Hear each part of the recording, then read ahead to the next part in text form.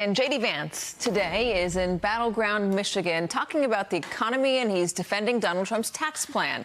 Joining us now, the New York Times White House economics reporter, Jim Tankersley.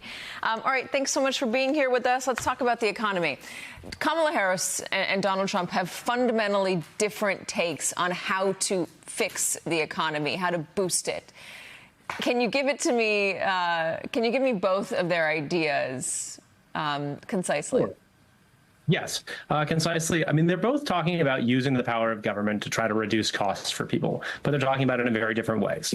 Kamala Harris wants to use a combination of incentives and new government spending to try to inject more competition into certain markets like food and groceries. She wants to maybe do a version of a price gouging ban on a federal level, all of ways to sort of make more competition in the economy to bring prices down for people. And then she wants to give people more money, particularly parents, in order to afford the higher cost of living we're experiencing right now.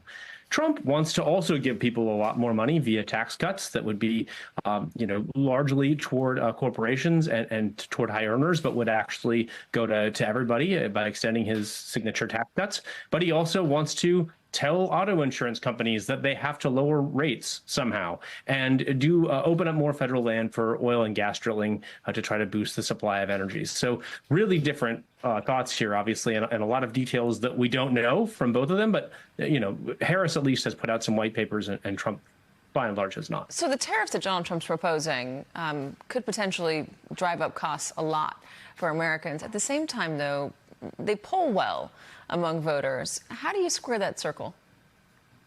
Well, Trump is trying to sell voters on the idea that, hey, you don't actually pay the cost of tariffs. What I'm going to do is I'm going to charge foreign countries more money, and that's going to end up magically bringing a lot of manufacturing jobs back to the United States. What most economic research would tell us is that's not true. Consumers and, retailers in the United States would pay the cost of American tariffs.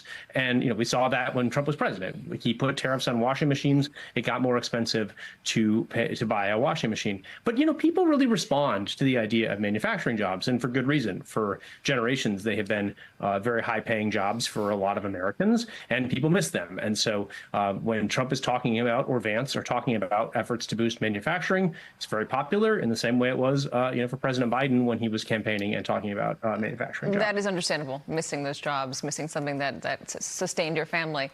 I want to ask you about the Federal Reserve. Donald Trump also talks about having more control of it and having more control over interest rates, in particular, saying that they're too high and they should be driven down forcefully. What effect does that have?